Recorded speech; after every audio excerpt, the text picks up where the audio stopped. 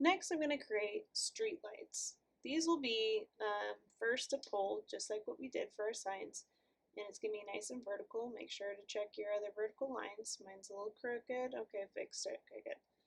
So start with a vertical line and then create the post.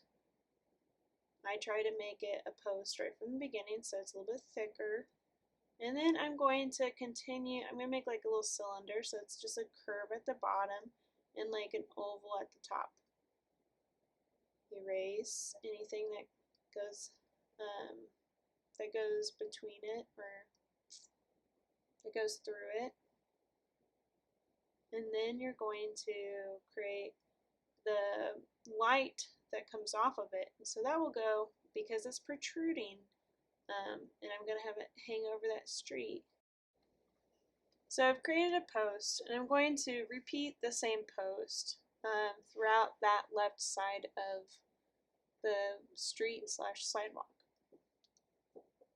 Now the bottom obviously will stand on the same placement as before, really close to the curb, and then the top part of it will definitely go back to the vanishing point, so I'm kind of marking off where I want them to kind of go after.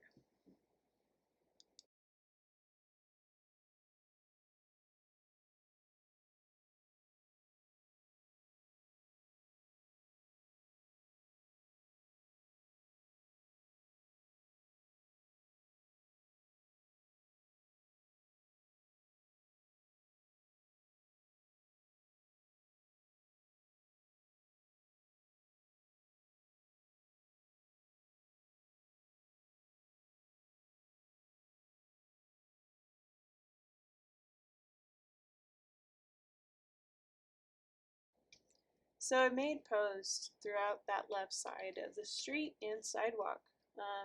The bottoms all were similar, but now I'm going to cut off the tops of the light post so that way they're all concisely going back into the vanishing point.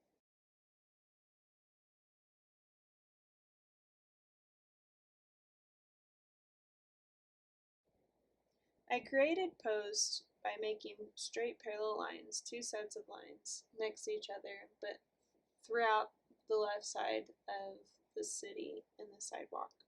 And they have similar bottoms, like they're all meeting at the sidewalk curb line. Now I cut off the tops of them to the vanishing point on the left side. For the light itself, it's going to extend off, and so because it's on the left street and sidewalk, I want my lights to kind of come over that area. So I'm going to use the opposite vanishing point on the right side. So I start marking off two lines going back into space, and then I'm going to like have a support kind of post after I've made that line and erase it. So it's kind of going to look like a soft L shape. Now this diagonal line or set of diagonal lines to support the light is going to be going against what I've been telling you and not applied to either vanishing point. So now that I have the pole to kind of hang the light off of, I'm going to create an oval-like shape in order to create the light post, or the light itself for the post. Okay? So now this first one that's on the corner is going to be my reference for both width, height of the light post itself. So that diagonal line that I created is going to be used as a measurement to go to the left vanishing point. So pay close attention. I'm going to take the the outreach, the post that goes out to each vanishing point.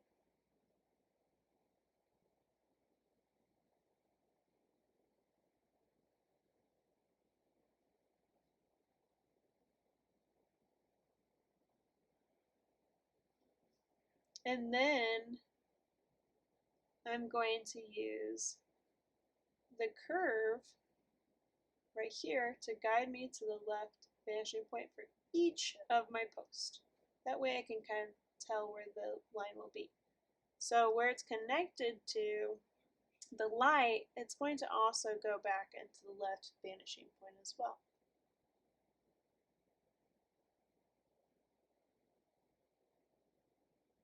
And then with the curved part of the post, that's also going to guide back. So right now I have lots of like lazy L's that are upside down.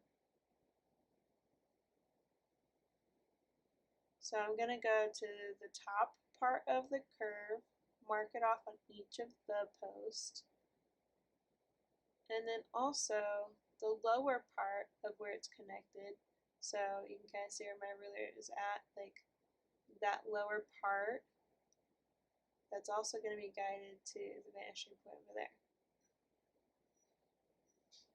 So right here, going to the left vanishing point, I'm going to mark off that, and that will dictate the degree of that turn or that triangle-like support.